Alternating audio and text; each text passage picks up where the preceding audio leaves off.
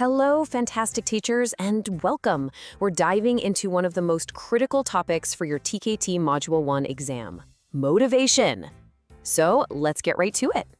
So, let's kick things off with a big question. What do you think is the single most powerful predictor of whether a student will succeed in learning a new language? Is it raw talent, maybe the resources they have? Just think about it for a second. The answer, and the research is really clear on this, is motivation. It's the engine that drives the whole learning journey. To really get a handle on this, we've got to start with the official TKT definition. Building this solid foundation is absolutely key for passing your exam.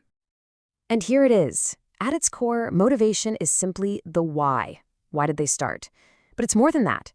It's the force that helps them continue when they hit a wall, and it's what ultimately allows them to succeed.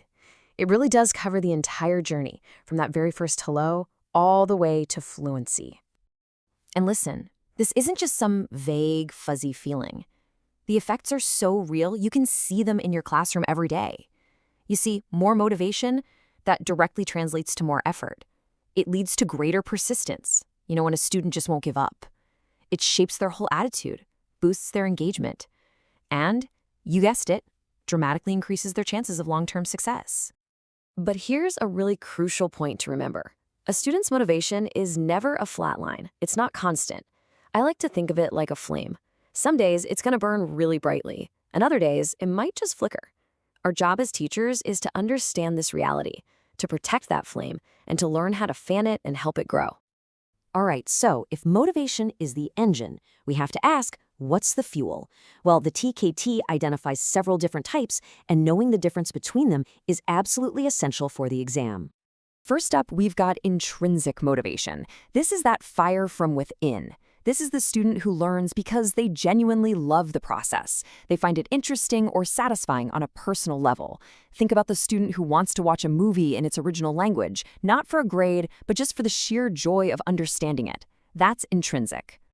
Now, on the complete flip side, you have extrinsic motivation. This drive comes from the outside world. It's all about getting some kind of external reward, like a better job, passing that big exam, or even just getting praise from their parents. It can be a really powerful driver, for sure, but it depends entirely on those outside factors. And this right here, this is the critical distinction you have to nail for the TKT. Is the drive coming from internal joy, or is it for an external reward? Getting this difference down is one of the absolute cornerstones for any motivation question you'll see on the exam. Okay, on to our next key pair, instrumental motivation. Think of this as using the language like a tool to get something specific done. The student is learning English because they need it for a very practical reason. To do their job, to travel, to get into university. It's a means to an end. Now, contrast that with integrative motivation. In this case, the language isn't a tool, it's a bridge. The learner's main goal is to connect with the culture and the people who speak the language. They want to feel a part of that community, even in a small way. This slide sums it up perfectly. This is the second big contrast you need for the exam. Just ask yourself, is the student using English as a tool for something practical, or as a bridge to connect with people? That's the core difference between instrumental and integrative. And we've got two more key types to quickly cover. First, there's resultative motivation. This is such a cool idea. It's basically that success itself creates more motivation. When a student gets a good grade and suddenly they want to work even harder. Then there's social and emotional motivation. And you know this one well. It's the powerful push that comes from encouragement from us teachers, from family, and from their friends. Never, ever underestimate that power. Okay, so now we know the types of motivation, but what actually affects them? Well, it's not simple. You should think of it as a whole complex ecosystem, with all these different factors interacting and influencing a student's drive. First and foremost, it starts with the learner.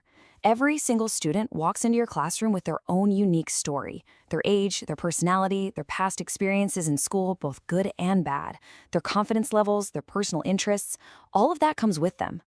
But, and this is where you become so incredibly important, all of that internal stuff is massively shaped by the classroom environment. This is where you come in.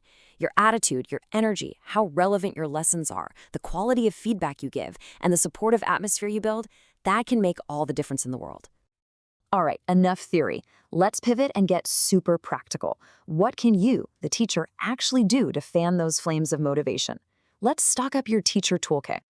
First, a positive, supportive environment is totally non-negotiable.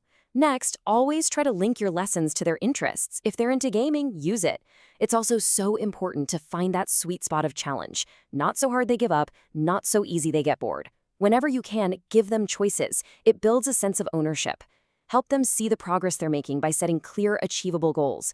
And finally, please celebrate the small wins along the way. Every little bit of success builds momentum. Okay, time to get laser focused on the test itself. How is Cambridge actually going to test your knowledge of all this stuff? You're almost guaranteed to see a scenario like this one. So, a student is driven by grades and a future job promotion. How do we break this down? Well, let's think. Grades are an external reward, right? So, boom, that's extrinsic. And a job promotion, that's a super practical, functional goal, so that's instrumental. See how it works? You just apply the definitions to the scenario. So here is your final checklist for the TKT. You absolutely must know those key pairs, intrinsic/extrinsic and instrumental/integrative, inside and out. You've got to be able to connect a teacher's action, like giving good feedback, to its effect on motivation. And you have to be able to analyze those learner scenarios correctly, just like the one we just did. As we wrap this up, I want to leave you with one final thought about the incredibly powerful role you play in this whole process. This is the heart of it all. You're not just there to teach grammar rules and vocabulary lists. You are there to shape belief. When you focus on a student's motivation, you're giving them the gift of self-belief. And that is something they will carry with them long, long after they've left your classroom. So I'm going to end with a challenge for you. Don't just learn this stuff for the test. Think about your actual students. What is one small, specific thing you can do in your very next class to spark just a little more motivation? Thank you so much for joining me, and best of luck on your TKT exam.